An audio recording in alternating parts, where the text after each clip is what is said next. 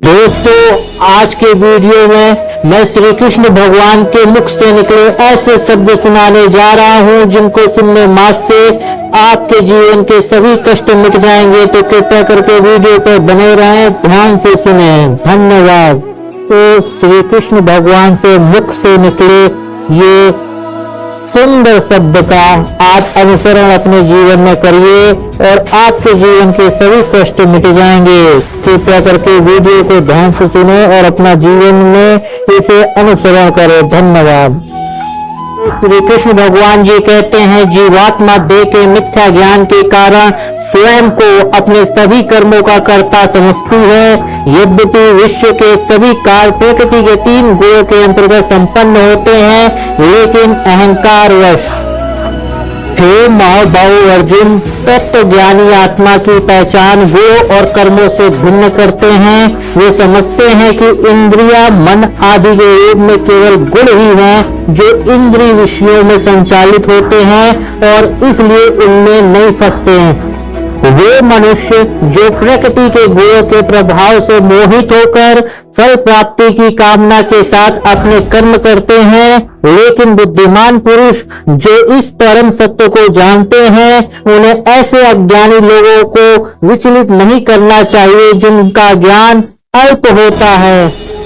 हे अर्जुन, अपने समस्त कर्मों को मुझको अर्पित करके और परमात्मा के रूप में निरंतर मेरा ध्यान करते हुए कामना और स्वार्थ से रहित होकर अपने मानसिक दुखों को त्याग कर युद्ध करो। जो मनुष्य अगाध श्रद्धा के साथ मेरा इन उपदेशों का अनुपालन करते हैं, वे दोष दृष्टि से परे रहते हैं, वे कर्म के बंधनों से मुक्त हो जाते हैं।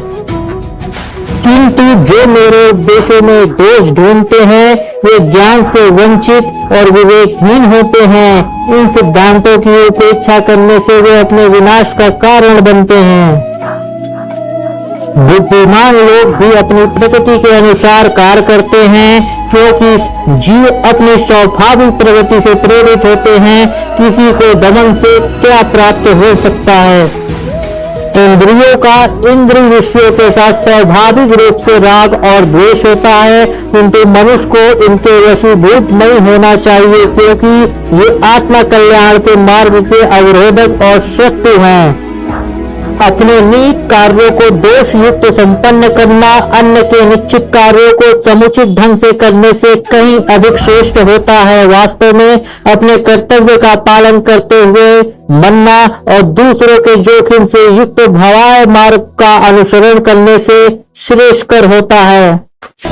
फिर अर्जुन कहते हैं कि हे श्री कृष्ण, इच्छा न होते हुए भी मनुष्य पाप जन्म कर्मों की ओर क्यों प्रवृत्त होता है? ऐसा प्रतीत होता है कि उसे बलपूर्वक पाप कर्मों में लगाया जा रहा है।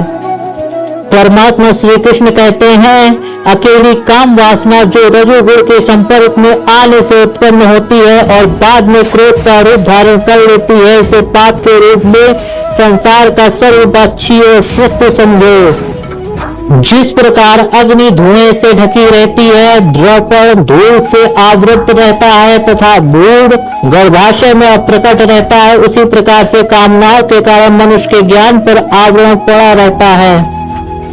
हे कुंती पुत्र, इस प्रकार ज्ञानी पुरुष का ज्ञान भी अतृप्त कामना रूपी नित्य शत्रु से आच्छादित रहता है, जो कभी संतुष्ट नहीं होता और अग्नि के समान जलता रहता है। इंद्रिया, मन और बुद्धि को कामना की प्रजनन भूमि कहा जाता है, जिनके द्वारा यह मनुष्य के ज्ञान को आच्छादित कर देती है और देहधारियों को मोहित करती है। इसलिए हे भरतवंशियों में श्रेष्ठ, प्रारंभ से ही इन इंद्रियों को नियंत्रण में रखकर कामना रूपी शत्रु का वध कर डालो, जो पाप का मूर्त रूप तथा ज्ञान और आत्मबोध का विनाशक है। इंद्रियां स्थूल शरीर से श्रेष्ठ है और इंद्रियों से उत्पन्न मन और मन से श्रेष्ठ बुद्धि और आत्मा बुद्धि से भी परे है। इस प्रकार हे महाबाहु, आत्मा को लौकिक बुद्धि से श्रेष्ठ जानकर